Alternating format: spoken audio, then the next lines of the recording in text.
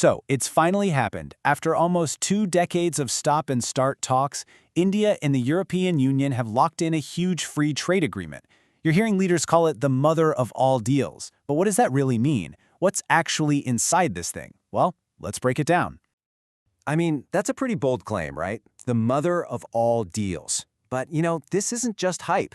That nickname really gets at the sheer, mind-boggling scale of what's on the table for both of these economies. And boom, here's the number that puts it all into perspective.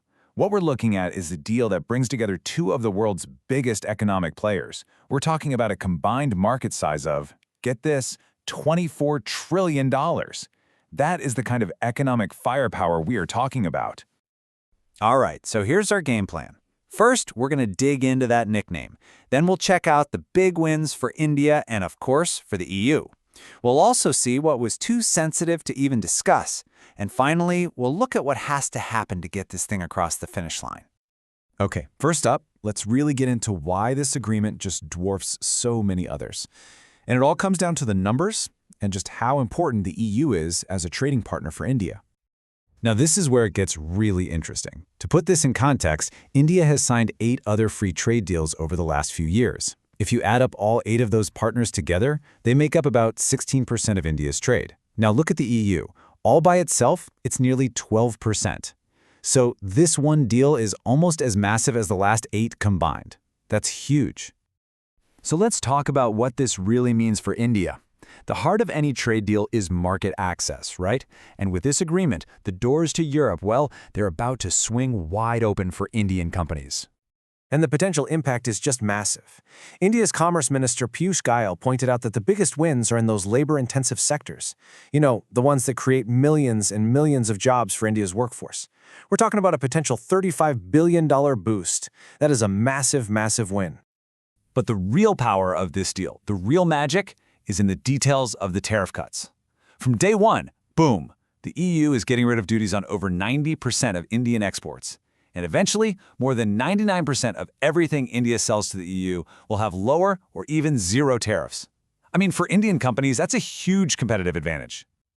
And this is going to be a total game changer for a whole range of industries. We're talking textiles, leather, gems and jewelry, you name it. A lot of these sectors are the backbone of India's export economy, but they've been held back by EU tariffs that could be as high as 26%. This deal changes all of that, almost overnight. But okay, as we all know, a trade deal is a two-way street, right? India had to put some pretty big offers on the table to get those wins. So let's flip the coin. What does the European Union get out of all this? And India's offer was pretty substantial too. It's a little more of a long game. While fewer tariffs get cut right away, over the next decade, duties are going to be eliminated on another 63% of goods. When you add it all up, India is giving concessions on about 97.5% of the value of everything it imports from the EU. So yeah, this is a big deal for them too.